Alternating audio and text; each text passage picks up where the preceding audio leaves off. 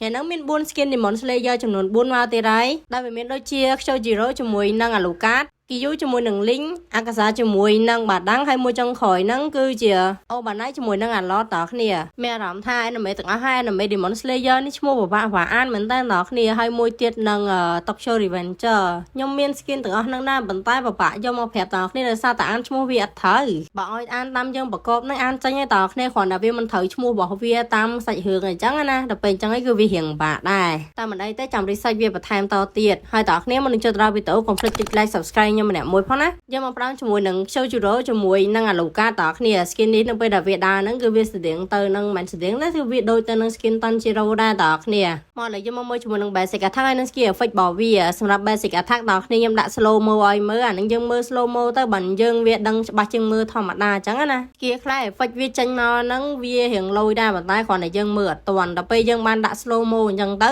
បើយើងដឹងច្បាស់ថាអូ skin ហ្នឹងវាមាន effect បែបម៉េចខ្លះហើយបើតាមខ្ញុំមើលទៅ skin ហ្នឹងដល់គ្នានៅមិនថា basic attack ឬមួយក៏ skill ទី1 skill ទី2ទី3ហ្នឹងគឺវាតាក់ទងនឹងភ្លើងទាំងអស់តែម្ដង ulti ហ្នឹងនៅពេលដែលដាក់ចេញមកគឺវាស្តៀងទៅនឹង Tanjiro ដែរប៉ុន្តែគ្រាន់តែ effect វាចេញមកខុសគ្នាហើយកន្លែងយាដើរហើយឆោតដើរហ្នឹងគឺវាដូចគ្នាប៉ុន្តែ effect ចេញមកគឺអត់ដូចគ្នាទេដល់គ្នា Tanjiro ហ្នឹងគឺចេញមកបែបនេះអីចឹងទៅតែ skin នេះចេញមកបែបសត្វភ្លើងវិញដល់គ្នាអញ្ចឹងហើយគឺវាខុសគ្នាត្រង់ហ្នឹងឯងអញ្ចឹងហើយតើគ្នាអាចមើលទៅថា skin Tanjiro កាលមុនហ្នឹងហើយនឹងអា skin Kyojiro នេះតើមួយណាវាល្អជាងចូលមកដល់ skin ទី2ហ្នឹងគឺជា skin អាកាសាជាមួយនឹងបាដាំងដល់គ្នា skin នេះបើតាមដំណើរមើលវាហ្នឹងហូតឡើងដូច D-Rod អញ្ចឹងអា D-Rod skin KS ហ៎ដំបូងខ្ញុំស្មានតែគេដាក់មកនឹងជាមួយនឹង D-Rod តាដល់ពេលមើលទៅហាក់មែនផងជាមួយបាដាំងណាតែស្អាតតើគ្នាមើលរូបរាងគេ design មកហ្នឹងគឺដូចមែនតើជាពិសេសគឺ icon skin នេះអេរញាក់សាច់ហ្មងឡើងដូច skin ចេញមកមែនតើមើលមកផ្លែតដឹងថា script skin នេះតើគ្នាប៉ុណ្ណឹងសូម្បីតែពេល record នេះក៏មាន animation ណាតើគ្នាអត់មានចេញមកថ្មឹង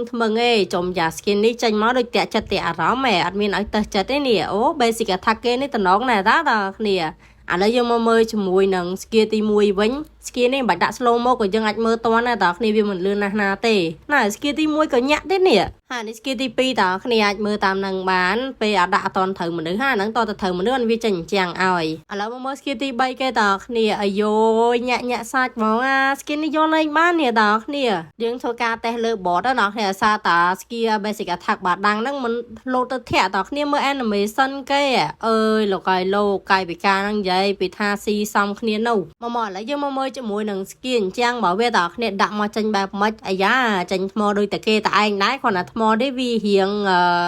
ពណ៌ចេញមកងឹតជាងគេបន្តិចដល់គ្នាប៉ុន្តែមានអីប៉ុណ្ណឹងល្មមដែរតាចឹងបើសរុបជារួមមកតើគ្នាសម្រាប់ skin មួយនេះគឺខ្ញុំពេញចិត្តមែនតើទាំង skill effect ទាំងរូបរាងអីទាំងការ recall អីហ្នឹងគឺខ្ញុំដកចិត្តរួចមកឃើញហើយតាក់ចិត្តតាក់អារម្មណ៍ដែរចូលមកដល់ skin ទី3ហ្នឹងគឺជា skin Kiyu ជាមួយនឹង Link ដល់គ្នាតាមខ្ញុំមើលរូបរាង skin នេះប្រហែលជាគេ design មកពី skin special ហើយគេយកមកដាក់រូបរាងអីប៉ុណ្ណឹងមើលទៅគឺវាដូចគ្នាដែរតាហើយនេះ basic attack ដល់គ្នានៅពេលដែលកាប់មកវាដូចកាប់ចេញមក skill ទឹកអញ្ចឹងណាតគ្នាវាបែកចេញមកពពុះពេញហ្នឹងអញ្ចឹងឯងហើយនេះគឺជា skill ទី2របស់វាបន្តមកទៀតគឺអា skill ឡើងអញ្ចឹងអានេះគឺវាល្អមួយយ៉ាងដែរដល់គ្នាដោយសារតែនៅពេលដែលវាឡើងអញ្ចឹងទៅវានៅរក្សារូបរាងវាដដែលណាអត់ដូច skin ខ្លះឡើងមកគឺចេញអត់ skin យកហ្មងចេញ hero ធម្មតាដល់ពេលអា skill ដាក់មកក្រុមទី2នេះក៏ដូចជា ulti ហ្នឹងស្ងាត់ចិត្តមែនតើដល់គ្នាដោយសារតែចេញមកហ្នឹងគឺ skin collector សុតសាតហ្មងអើយស្មានអា skill effect គេដាក់ចេញមកហ្នឹងវាខុសគ្នាតាមមានណាចេញមកហ្នឹងគឺយកមកពី skin collector link សុតសាតបដ ாய் អញ្ចឹង skin ហ្នឹងរូបរាងអីស្អាតតគ្នា basic attack អីហ្នឹងតែតោះត្រង់តា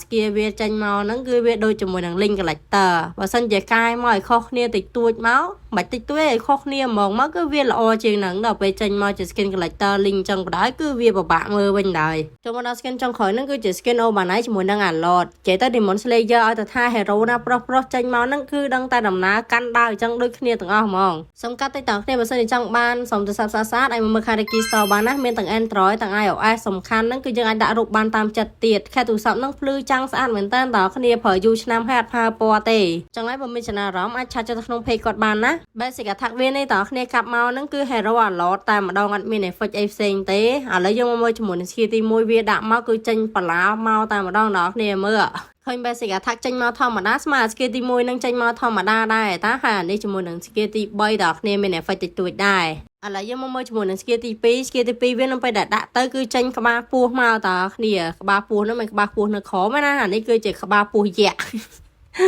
ដាក់មកនឹងគឺចេញក្បាលពោះមកហ្មងដល់គ្នាតែស្អាតតាស្គីនេះស្អាតតាស្គីទី2មួយនឹងឯងសម្រាប់អាទីហើយនឹងស្គីទី1នឹងគឺវាអត់សូវលយទេជាពិសេស basic attack ហ្នឹងចេញមកគឺវាធម្មតាយកហ្មងចឹងហើយ skin នេះផងដែរគឺវាបានតែស្អាតទៅលើ skin ទី2ទេបងប្អូន